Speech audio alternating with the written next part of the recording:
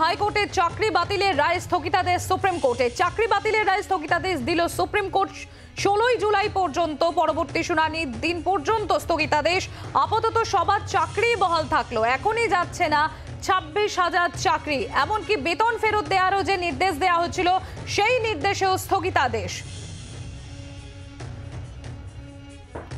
হাইকোর্টের চাকরি বাতিলের রায় স্থগিতাদেশ। চাকরি বাতিলের রায় স্থগিতাদেশ দিল সুপ্রিম কোর্ট। আপাতত সবার চাকরি বহাল থাকলো, এখনই যাচ্ছে না 26,000 চাকরি। এমনকি বেতন ফেরতের নির্দেশেও স্থগিতাদেশ।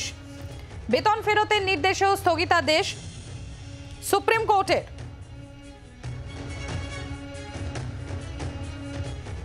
তৃণমূল কংগ্রেস নেতা ডক্টর শান্তনু সেন রয়েছেন আমাদের সঙ্গে। শান্তনু বাবু, আগামী 16 জুলাই পর্যন্ত আপাতত 26,000 যে চাকরি বাতিলের নির্দেশ দেওয়া হয়েছিল হাইকোর্টের তরফে, সেই নির্দেশে স্থগিতাদেশ দিল সুপ্রিম কোর্ট। কিভাবে দেখছেন গোটা বিষয়টি? শুধু তাই না, তার সাথে সাথে ওই যে 12% হারে মাইনের টাকা ফেরত দিতে বলা হয়েছিল সেটাও বন্ধ করা হয়েছে, এবং তার সাথে সাথে মন্ত্রিসভার বিরুদ্ধে যে তদন্ত সেটাও স্থগিতাদেশ করা হয়েছে। আমরা বারবার যেটা বলেছিলাম যে সারা ভারতবর্ষে যখন বেকারিত্বের হাহাকার, তখন বাংলায় মমতা ব্যানার্জির হাত ধরে নতুন নিয়োগ হচ্ছে আর বিরোধীরা আইনের পথ ধরে সেই নিয়োগ প্রক্রিয়াকে বন্ধ করে দিচ্ছে, তাদের মানুষের হাতের কাজ কেড়ে নিতে চাইছে।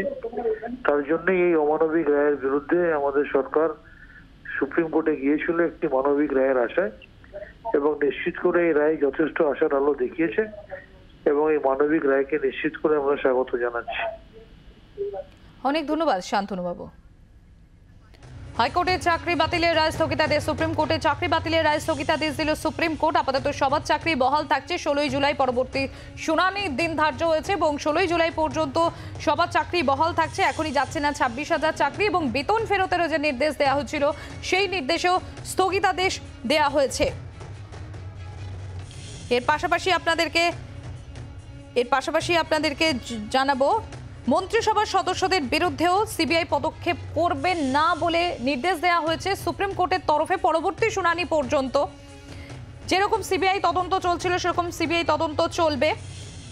তবে চাকরি বাতিলের যে রায় ছিল সেই রায় স্থগিতাদেশ দিল সুপ্রিম কোর্ট। আপাতত সবার চাকরি বহাল থাকছে।